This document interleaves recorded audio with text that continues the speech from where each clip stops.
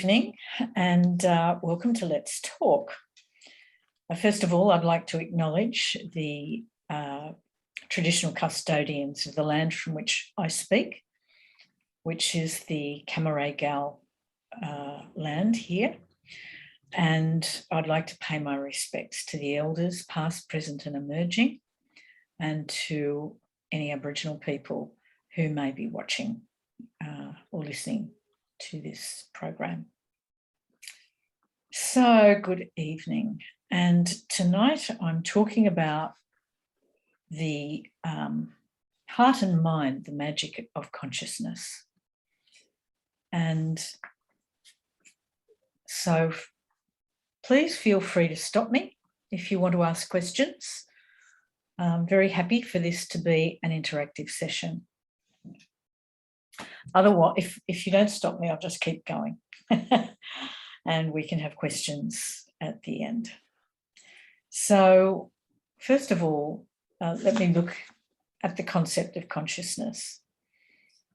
And at the most obvious level, it is known, consciousness is known as the conscious state. And that's what all of us are in right now. We use our conscious mind when we take in information from our senses. We analyse the information and then make decisions based on what our senses are telling us. So we have 5 senses and all of them feed information into the limbic brain, and that's where sensory information is first experienced, in the limbic brain, which governs our feelings and emotions and experiences. And so what we're aware of is conscious, and it is through the conscious mind that we access the second level of consciousness, the preconscious or subconscious. Now, our subconscious is a storehouse of impressions left on the mind by our sensory experiences. Without a mind, we'd just be a carrot or a vegetable. We would not be able to make sense of we'd be experiencing, but we wouldn't be able to make sense of our experiences because we need a cognitive mind to do that. So our tendencies are awakened or reinforced by these impressions, which in turn influence our patterns of thought and behaviour. The subconscious holds information just below the just below our awareness, and it retrieves this information very easily in the form of memories from our past. Remember that the mind only knows the past, and it only knows what we've experienced in the past. It doesn't know the future. And so our mind is always preconditioned by the past. And so our subconscious mind processes stored impressions through dreams in our rapid eye movement sleep. And that happens about 5 times a night if we have a proper night's sleep. And in deep meditation, we also process impressions in the subconscious mind. You may have noticed when you meditate, when you're in a deep meditation, you know, stuff just floats up. You think, oh, where did that come from? And that's what happens. Everything that is in the subconscious will get sort of elicited through meditation. So anything that we've repressed or suppressed in the past, if we meditate, that will rise to the surface sooner or later. So learned behaviour, such as driving a car, locks into our subconscious mind and becomes integrated. And so hence we can drive without especially thinking about what we're doing. So I'm sure you've experienced driving somewhere, probably experienced it quite frequently, and not really remembered when you get to your destination, you don't really remember the drive, because, you know, we will go onto automatic pilot. And so this is the autonomic nervous system taking over, the autonomic learning system. And so it's only the conscious mind that is aware of time. Sorry, Jude. Yep. Just one question Yep. at this moment. Okay, the subconscious mind, is it our mind like from the past births or past accounts? Let me maybe just explain it this way, that, well, hang on, I have a nice diagram of it actually. Let me bring it up. Let me just share my, thank you. Let me share my screen with you. Good. So our mind is like an iceberg, and this is I think this is a really good example of what I'm talking about. So above the waterline, we have our conscious mind. It's what we reveal to others and also to ourselves. And underneath the water level is our sub or pre-conscious mind, and then deep, deep, deep below the waterline is our unconscious, which is concealed. It's concealed from ourselves and others. And what I would say about, we would liken the subconscious mind to being under the rug. It's like the conscious mind, whatever's on top of the rug, we're conscious of, but we sort of push things under the rug during the day, either because we don't have the time or the focus or the will to process them at that moment.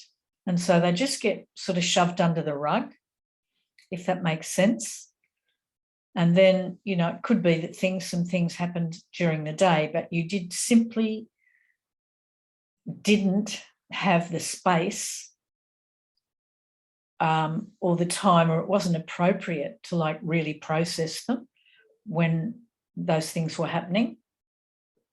But when you get home that night and, you know, you've got some space, those things, particularly if you sit down and meditate, those things will come up.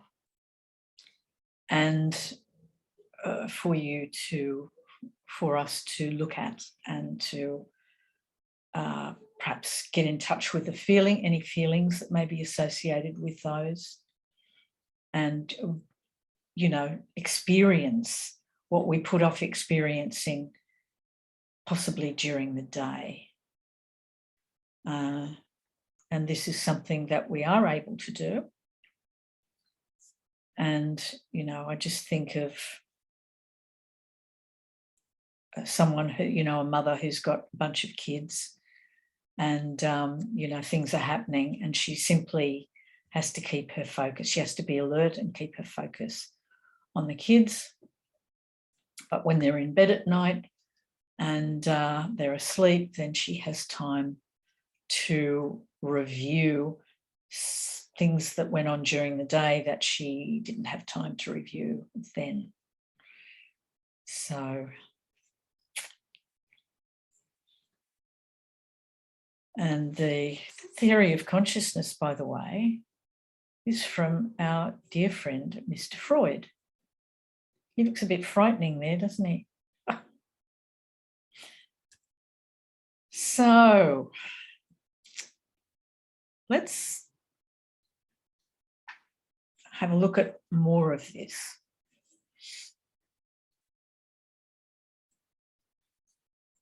So I think I was saying that only the conscious mind is aware of time.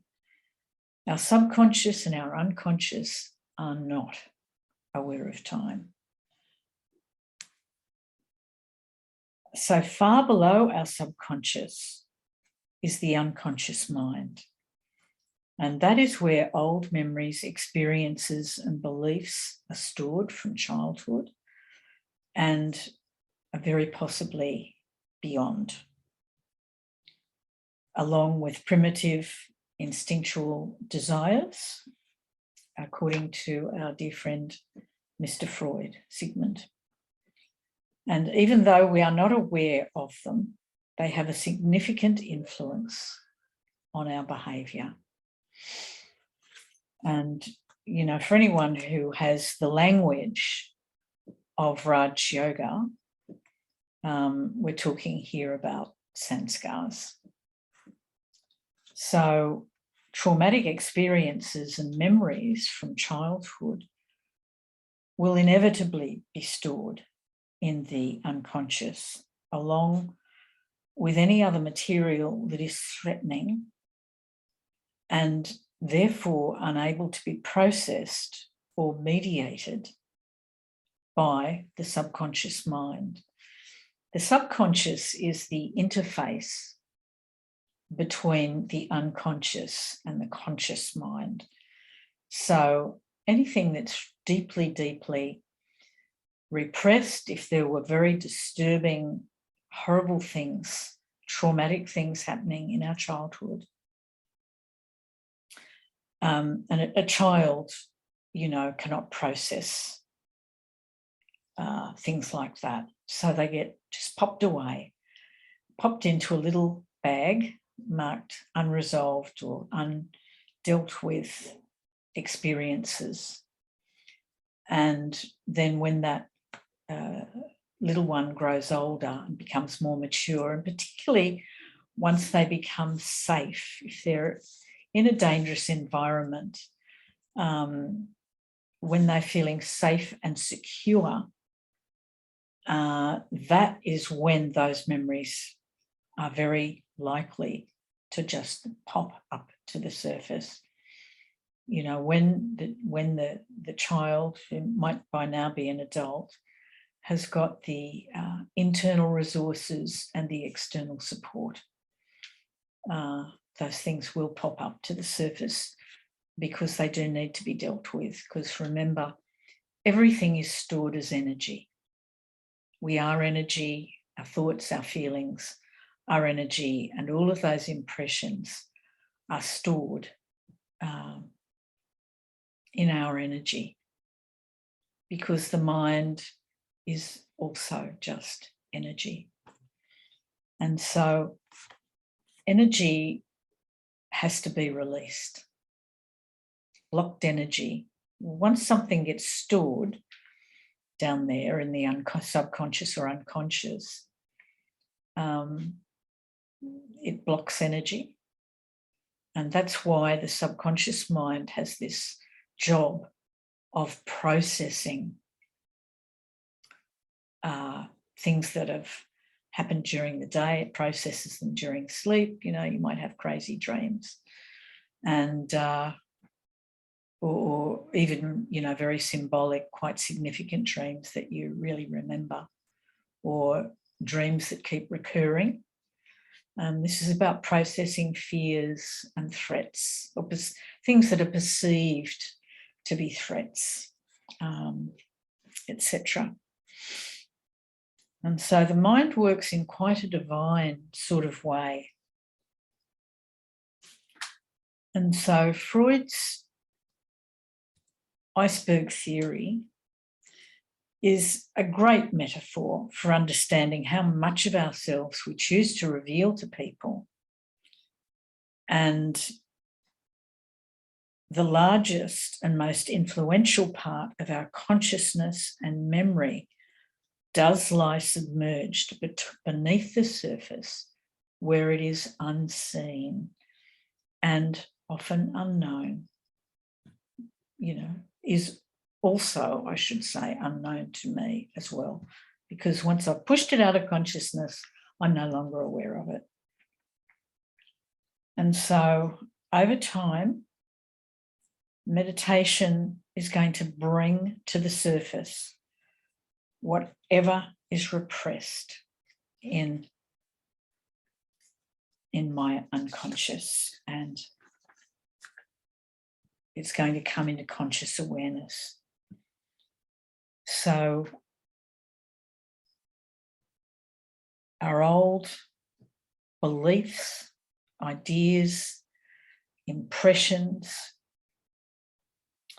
our dreams, all these things will come into our dreams and also into our subconscious desires. A lot of what drives and controls us is actually not in our conscious awareness necessarily at all. If we've repressed it because we don't think it's an acceptable thing, then it goes into our subconscious and it will drive us from there. And this can be quite a sort of dangerous thing. So we need to make our subconscious conscious.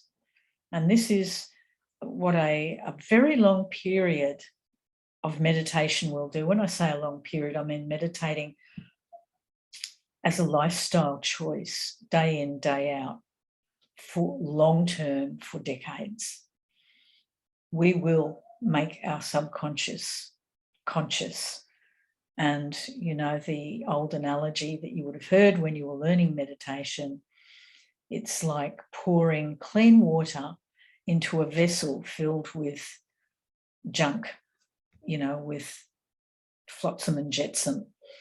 So the more you pour in that pure water, the more the rubbish that's gone to the bottom comes up and then overflows over the top. So this is how meditation really cleans out our consciousness, our subconscious, and then our unconscious mind. And so this actually is how we transform our impure or our self-defeating impulses and desires. But we must do this through deep meditation. And deep silence is where we do this kind of really intense burn into our sanskars, or the inner traits that hold us back in life, or that, have negative connotations. So those parts of us that are not real and are not a part of the pure original self, the true self, will be burned away. And the parts of us that are not real are all that can be burned away. We cannot lose what is part of the original self. We can only lose what is false. And so sometimes letting go of old habits or attitudes or beliefs or whatever, there can be attachment to these things. And it, quite frankly, it can be quite an egoic sort of attachment. It can be very egoic. I'm speaking from my own experience, that But if it's not real, then it will go. If we are serious about our meditation and our spiritual journey. So in the journey of transformation, we are dissolving the false part of the self, the egoic self, and which is full of the kind of acquired, phony add-ons, sometimes known as the ego-constructed self. And as the ego is the part of us that causes and experiences emotions and is very drawn, interestingly, to the painful or negative ones, because the ego loves to wallow in negative emotions. It is very, very drawn to them. Loves to immerse itself in those painful emotions and in the victim, what we call the victim stance or victim mode. And yet the spiritual transformative journey absolutely necessitates us consciously taking responsibility for myself, for everything I feel, think, and do. And in order to transform, I have to take complete responsibility for my own existence. There is no blame game in the transformational journey. That is out the door. That behaviour, that is behaviour of the ego. There is no one to blame. Can't blame my parents, my family, the government, or God, or anything or anyone else. I am the creator of my own experiences. And when I come to this understanding, it can be all happen in 1 second. From my perspective, this is enlightenment. That moment that I realise that I am the creator of myself and of all of my experiences, and I take responsibility, then I am enlightened. I grow up. I transform. And I mean, I could also say that I'm a co-creator of myself, because if I believe that God has something to do with my transformation as well, or my sort of regenerative process, my self-purification, and I believe that that is the case,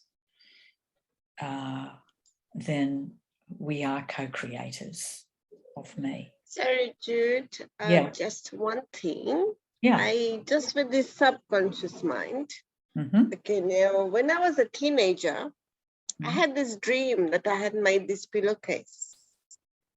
And what happened was I went to the right person and she actually showed me how to do it. And I actually created that pillowcase or whatever. It was in reality. Yeah, in reality.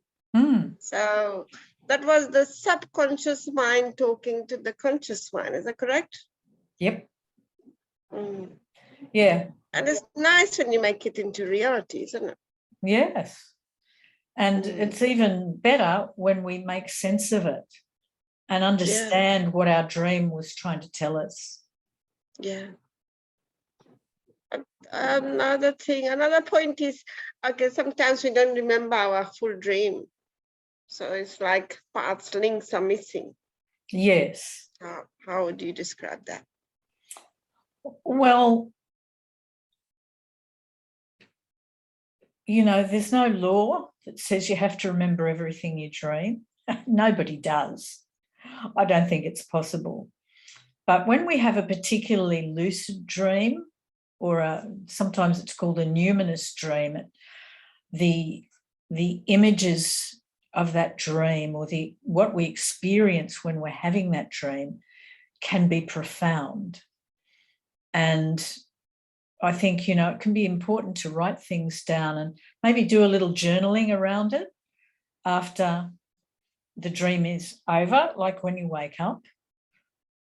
And I think that can be a very valuable practice when, if I'm working on myself, and dreams can be, a lovely way for me to get in touch with my subconscious.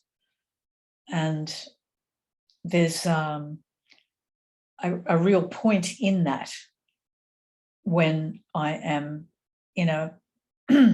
on a trajectory of spiritual growth, because I am wanting to clean out my subconscious mind. I'm wanting to get in touch with what is there so I can release it and let it go. Does that make sense? Yes, thank you for sharing that. Thank you. Good. Okay.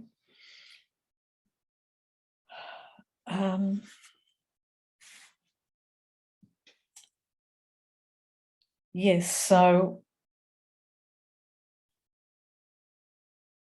we know that the ego loves to blame everything on somebody else, never on itself. And so we would, a nice little saying in my field of endeavour is that children blame, adults take responsibility.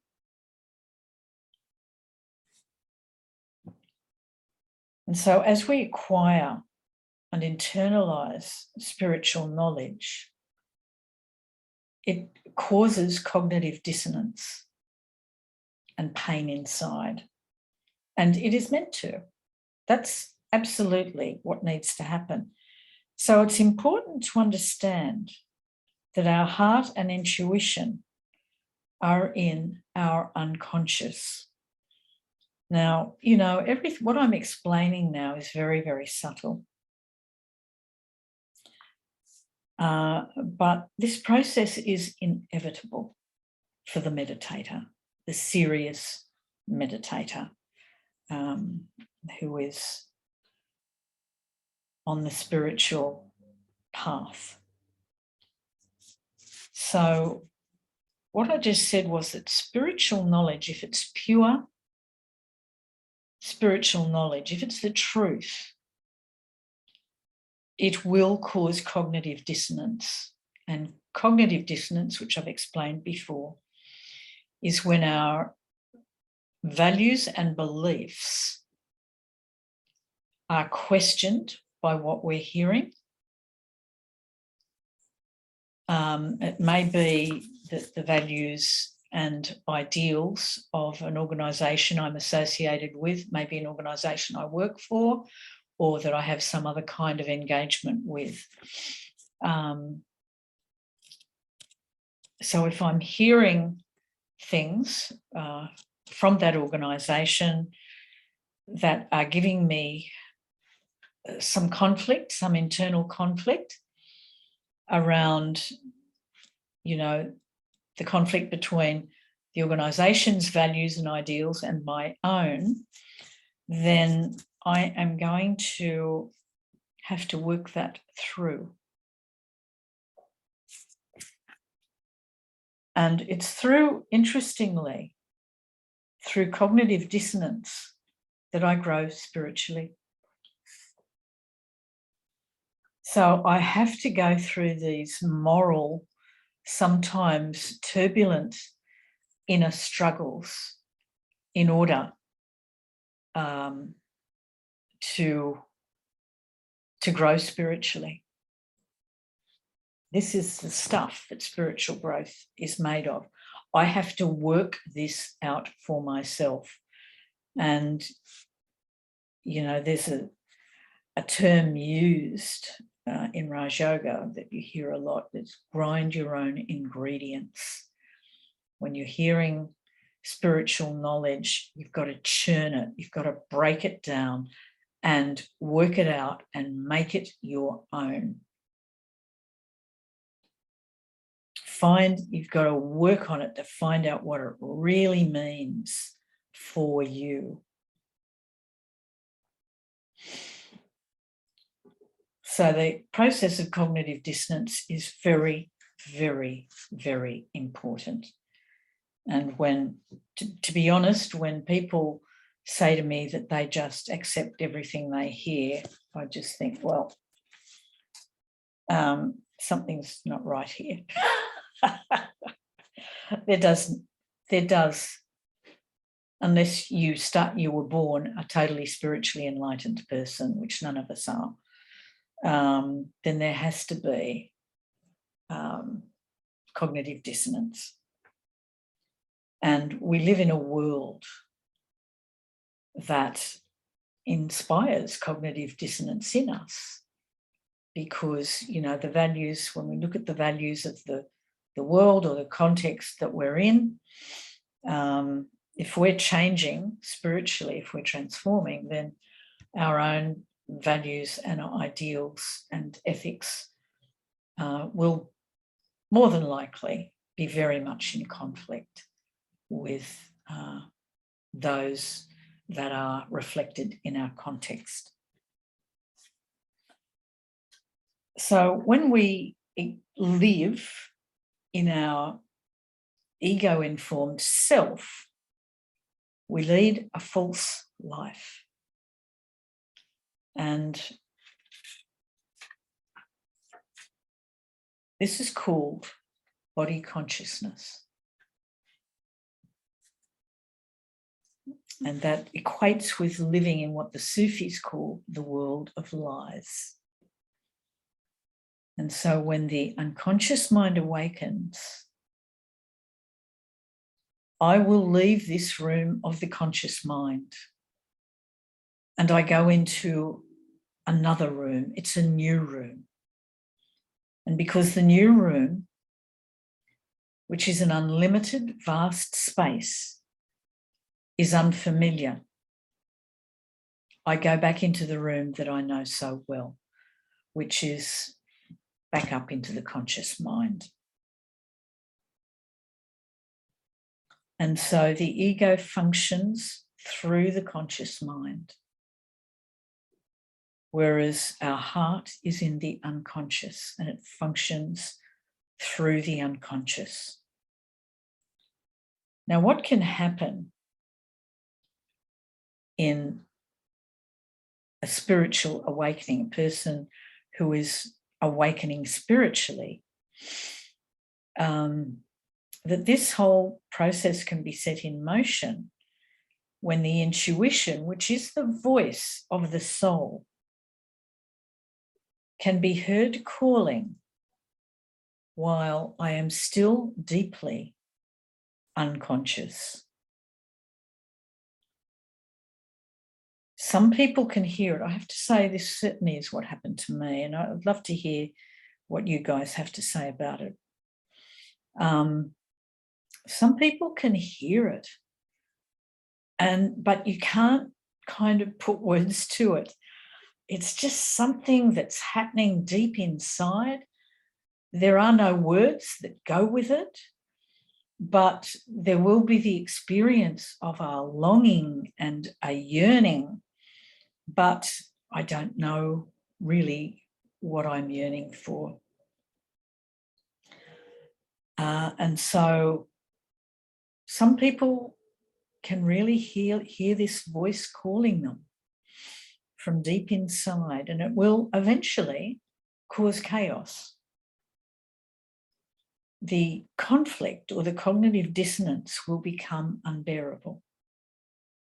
And this is how it must be. And this pushes people into a spiritual awakening.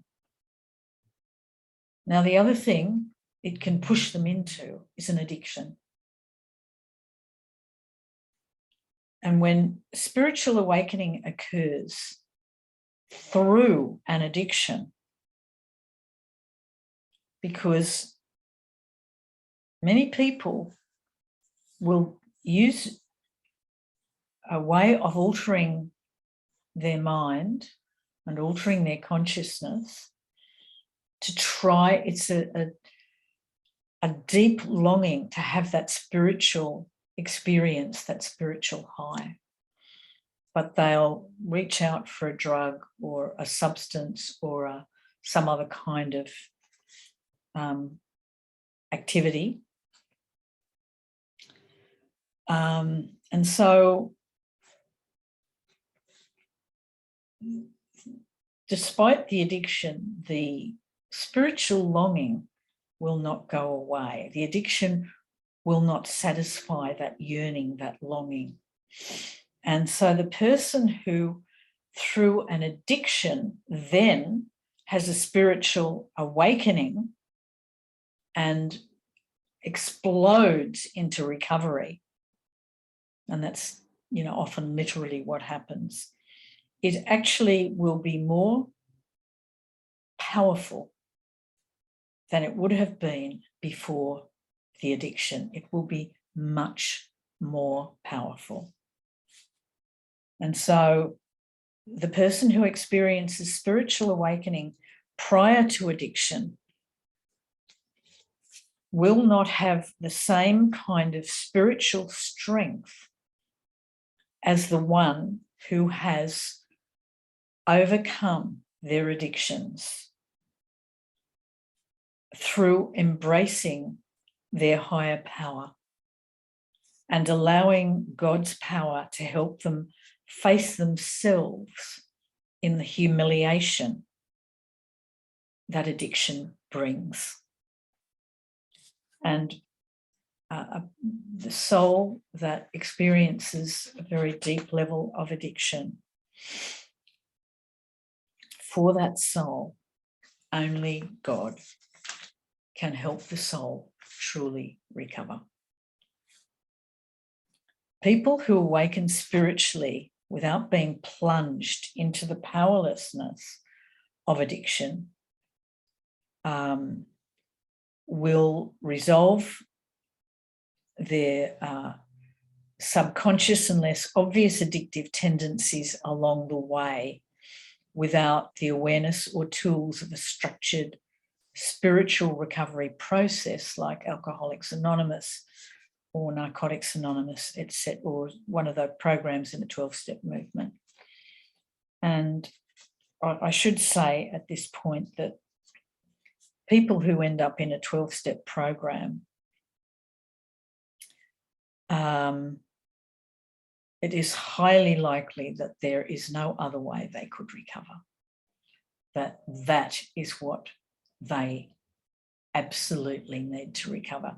Not everyone who becomes addicted needs a 12-step program. This is something that has become evident to me over years of working in the field. But the energy of the egoic self and the mind is defensive and hard, whereas the energy of the heart is subtle, gentle, and flowing. Eckhart Tolle refers to the big I, or the ego, and the small I, which is the humble soul, or the unassuming true self. And I don't know if you guys have read Eckhart Tolle, but he really is worth reading. He's A New Earth. It's a beautiful book. Our journey will be difficult and painful as we understand knowledge that confronts the ego. It directly confronts the ego. And until there is no ego left at all, we grow through acceptance and the experience of facing the mirror again and again, the mirror in which we see the ego acting out again and again and again and again and again and again and again. There's just such constant practice of doing that. This is called spiritual growth. And, you know, people ask me how I can do all the silence that I do. Well, believe me, the silence brings the mirrors out. And not only when I'm in the silence, but when I come out of it, the mirrors are constant. And I believe that this is a very good thing for me. So a soul who reaches a very high state of consciousness in a yogi life, a Raja yogi life, and leaves the body will be so internally transformed and programmed for growth that in their next birth, they will be very focused on their spiritual growth and the task of completing themselves.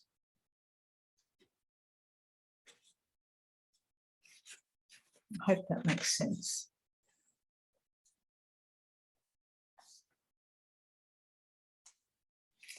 So we're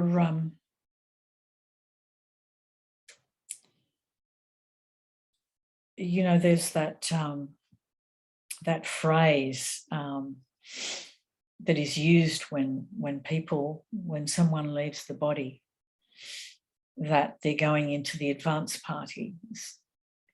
And I know that term is sort of bandied around a lot, but my own interpretation of that is that when the soul has done so much spiritual work on itself, you know, we look at our daddies, they've done a lifetime of spiritual work on themselves. They've transformed to such a high level that, you know, in their next birth, that process will continue. And so when we really develop the sanskar of looking in the mirror constantly, again and again and again, and stepping out of the box again and again and again, then that we program ourselves to complete ourselves and to become whole. And so this is a process that even if we leave the body, will continue in the next birth, provided we have set that up strongly enough and we've created those sanskars very, very deeply and powerfully. And so that brings me to the end of this talk. So are there any questions? Thanks, Jude, for sharing. And yes, I do have one question. Okay, how does the subconscious mind works with regards to like having conflict with the another person? If you could share that, please. Meaning like you're having like shortcomings with the other one, the other person is giving you a cold shoulder, whatever it is, you know, issues, you know. So how do we deal with that, please? The way I would deal with that is if someone is upsetting me or annoying me or irritating me or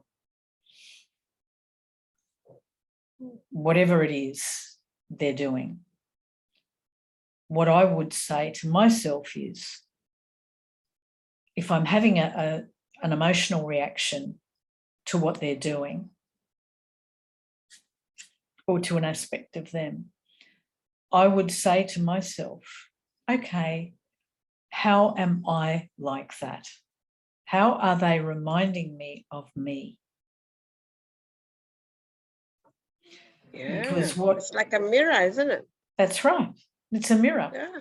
And you see, the ego, the false construction, the ego constructed self is functioning through the mind all the time. And when I'm that's what body consciousness is. And if I'm not soul conscious, I'm body conscious. I'm one or the other. It's like walking through the little room, from the little room into the big room or back. And the door is I'm either in one room or the other. I can't be in both at the same time. So if I leave the room of my soul, my spiritual consciousness, and I walk into the other room of body, where I'm body consciousness, of the ego consciousness, I have left the other room completely and the door is closed. And what the ego does, where there are bits of myself that we call,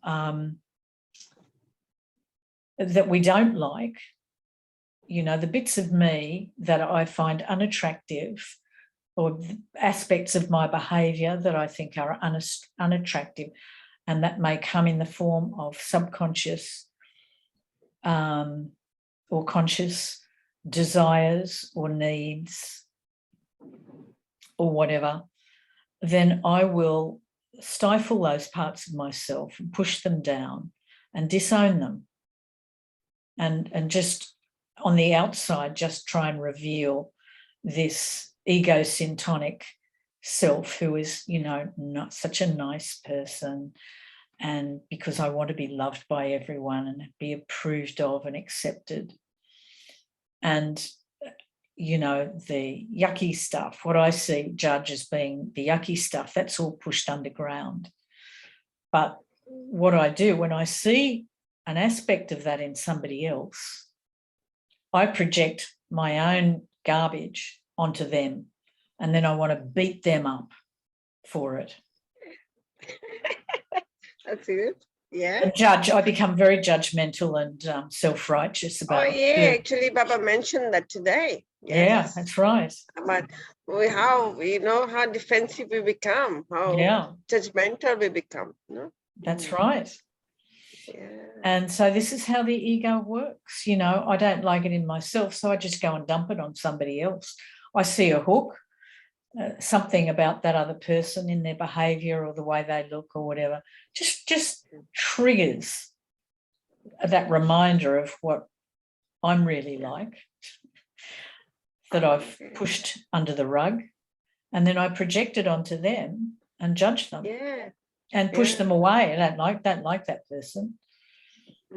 It's not that I don't like that person. The reality is I don't like that aspect of me that I'm laying on that person. So does that answer your question? Yes, thank you. And I just would like to actually, for the benefit of me, is what practice do you do to actually keep your Baba consciousness higher? Meditate. Instead of like body conscious. That though. That's funny. Try some meditation, Ranjula. I've been doing that. It's the answer to everything. It is. Now, look, we're going to have a very quick meditation because I've got to go and make an overseas phone call. Okay. Sorry. That was fantastic. Thank you. Good. Look, any other questions, write them down. I'll deal with them next week. Sure. That was really good. Thank you for that. I saw, that was my journey of transformation is what you described tonight. Yes. Fantastic. Perfect. And that's what it is. This is what it is. Yeah. Thank you. Okay, so we'll just have let's just have a minute of just retreating into that very pure part of myself. So I leave the small room of the big I, of the ego, And I move through the doorway into this vast, open space of the little I, of the true self, the soul.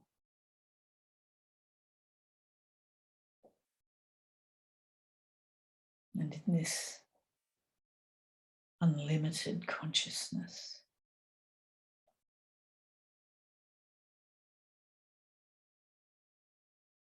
I get into the flow, into the rhythm of existence, into my true state of being.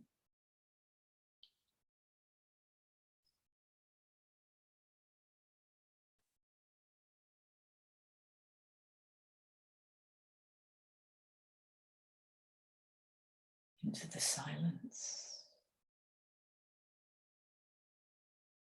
into the light of truth that pulls me upward and cleans the soul.